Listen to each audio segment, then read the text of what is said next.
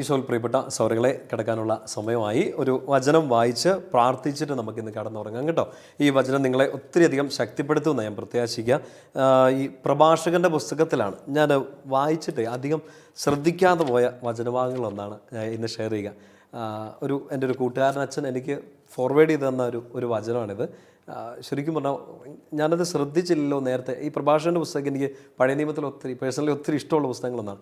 ഒത്തിരി ഉപദേശങ്ങളും വിശുദ്ധ ഗ്രന്ഥത്തിലെ ഒരുപാട് മഹനീയ വ്യക്തിത്വങ്ങളെക്കുറിച്ചൊക്കെ നമുക്ക് പറഞ്ഞു തരുന്നൊരു പുസ്തകമല്ലേ. ബ്യൂട്ടിഫുൾ പുസ്തകമാണല്ലേ.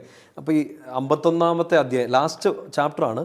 അതിൻ്റെ അവസാന ഭാഗം ശരിക്കും ഈ ജ്ഞാനത്തെക്കുറിച്ചുള്ളതാണ്. അത് ഇച്ചിരി സീരിയസ് ആയിട്ടത് വായിച്ചിട്ടും ഈ വചനം എൻ്റെ കണ്ണിൽ പെട്ടില്ലല്ലോ എന്നോർത്ത് ഞാൻ അത്ഭുതപ്പെട്ടു പോയി.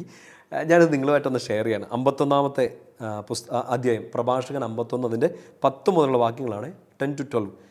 വചനം ഇങ്ങനെയാണ്: ക്ലേശകാലങ്ങളിൽ അഹങ്കാരിയുടെ മധ്യേ ഞാൻ നിരാശ്രയനായി നിന്നപ്പോൾ എന്നെ ഉപേക്ഷിക്കരുതേ എന്ന് എൻ്റെ നാഥനും പിതാവുമായ കർത്താവിനോട് ഞാൻ കേണപേക്ഷിച്ചു.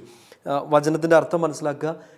എന്നെ സഹായിക്കാൻ ഞാൻ ആരും ഇല്ലാതിരുന്ന ഒരു സമയത്ത് നിരാശ്രയനായി എനിക്ക് ചുറ്റും നിൽക്കുന്ന അഹങ്കാരികളുടെയോ ശത്രുക്കളുടെയോ എന്നെ വേദനിപ്പിക്കുന്നവരുടെ മുമ്പിൽ നിന്നപ്പോൾ ഞാൻ ഇങ്ങനെ പ്രാർത്ഥിച്ചു. ആരോട്? എൻ്റെ നാഥനും പിതാവുമായ കർത്താവിനോട്. സുന്ദരമായൊരു പ്രാർത്ഥനയല്ലേ.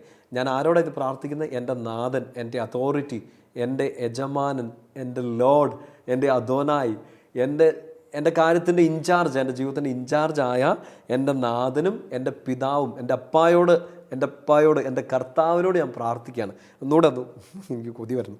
എൻ്റെ നാഥനും പിതാവുമായ കർത്താവിനോട് ഞാൻ കേണപേക്ഷിച്ചു എന്നാണ്. എന്നെ പ്രാർത്ഥിച്ച് എന്നെ ഉപേക്ഷിക്കരുത് എന്ന് എൻ്റെ മേൽ ഇൻചാർജുള്ള എൻ്റെ അതോറിറ്റി ആയ എൻ്റെ അപ്പായോട്, എന്നെ സ്നേഹിക്കുന്ന എൻ്റെ കർത്താവിനോട്, എൻ്റെ നാഥനോട് ഞാൻ പ്രാർത്ഥിക്കുകയാണ്, എന്നെ ഉപേക്ഷിക്കരുത് എന്ന്. സുന്ദരമായ പ്രാർത്ഥന. ഇന്ന് രാത്രി പ്രാർത്ഥിക്കണേ.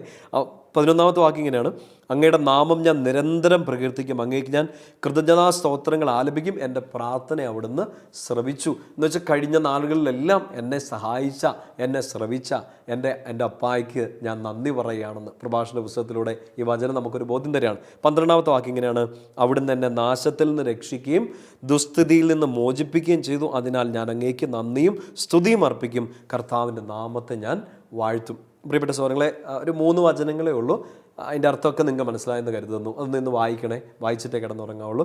ക്ലേശകാലത്ത് അഹങ്കാരിയുടെ മധ്യത്തിൽ ഞാൻ ആയിരുന്ന സമയത്ത് എന്നെ ഉപേക്ഷിക്കരുതേ എന്ന് ഞാൻ എൻ്റെ നാഥനും പിതാവുമായ കർത്താവിനോട് അപേക്ഷിച്ചു. ഞാൻ എൻ്റെ കർത്താവിന് നന്ദി പറയും, കാരണം ഇത്രയും കാലം അവിടുന്ന് എന്നെ ശ്രവിച്ചു. ഞാൻ ഇനിയും കർത്താവിന് നന്ദി പറയും, കാരണം വലിയ വിപത്തുകളിൽ നിന്ന്, അപകടങ്ങളിൽ നിന്ന് കർത്താവ് എന്നെ രക്ഷിച്ചു. ഇന്നൊരു ഡേ നമ്മൾ ക്ലോസ് ചെയ്യുകയാണ്. ഇത് പ്രാർത്ഥിച്ച് നമ്മൾ കിടന്നുറങ്ങാൻ വേണ്ടി പോവാണ്. ഇന്ന് നമ്മൾ പ്രാർത്ഥിക്കേണ്ട ഇതാണ്: ഒരു വിഷമത്തിലാണെങ്കിൽ പ്രാർത്ഥിക്കുക, കർത്താവെ എന്നെ ഉപേക്ഷിക്കരുതേ. ഒപ്പം തന്നെ നന്ദി പറയുക, അവിടുന്ന് എന്നെ ഇതുവരെ ശ്രവിച്ചല്ലോ. ഈ ബോധ്യത്തോടുകൂടി കടന്നുറങ്ങുക. ഇതുവരെയുള്ള വിപത്തുകളിൽ നിന്നെല്ലാം കർത്താവ് എന്നെ രക്ഷിച്ചു. ആ കർത്താവ് എൻ്റെ പിതാവാണ്, എൻ്റെ നാഥനാണ്, എൻ്റെ ഇൻചാർജ് ആൻഡ് മൈ ഫാദർ.